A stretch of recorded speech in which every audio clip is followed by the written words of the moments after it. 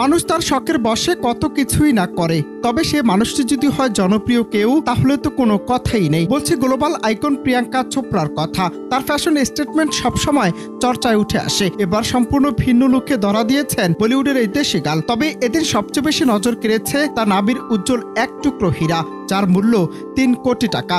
আর পোশাকের দামেও মাথায় হাত যে কারো।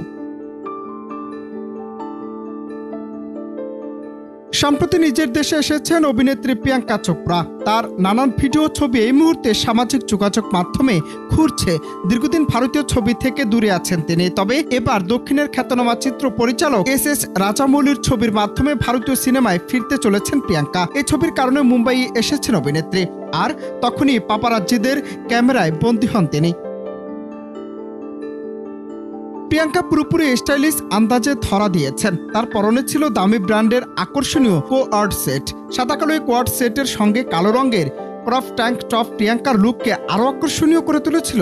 জানা গেছে এই বিটাউন তারকার পরনের ডিওর ব্র্যান্ডের কোয়ার্ড সেটটির মূল্য বাংলাদেশি মুদ্রায় প্রায় 1,50,000 টাকা। তবে এদিন প্রিয়াঙ্কার এই ব্র্যান্ডেড পোশাকও ছাপিয়ে গেছে তার নাভির জলজলে হীরা।